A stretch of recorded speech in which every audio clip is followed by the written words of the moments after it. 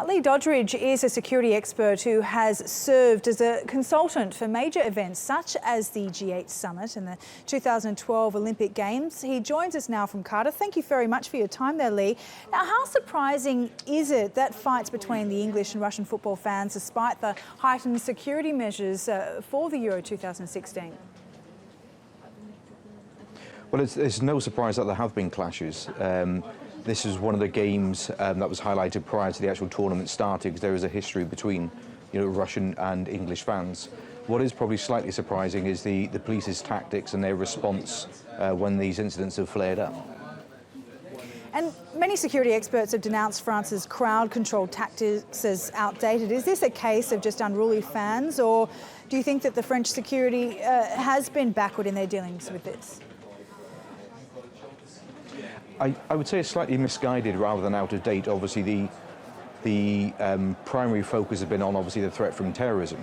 I'm not saying that they've pushed policing the violence to one side, but they are misguided in some respects, as their tactics at the moment appear to be reactionary rather than preemptive, engaging with the fans, building up the sort of rapport with them, and also then being able to identify the strength of feeling or any tensions that may rise.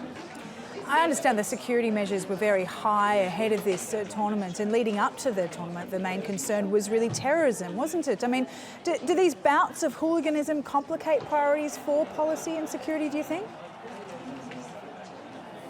It does complicate it, but also, and quite rarely, it will distract the focus of the police.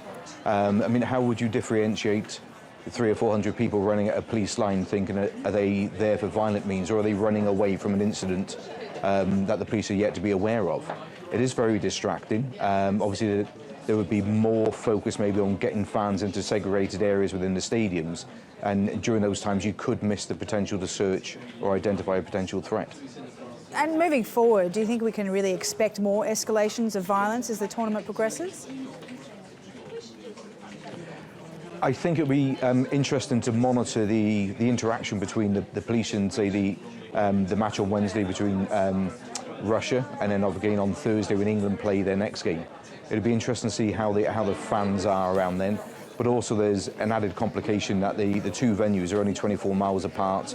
Will there be some people intent on travelling purely just to pursue violence? It's something we'll have to monitor closely. Okay, thank you very much for that, Lee. That's Lee Doddridge, the security expert there.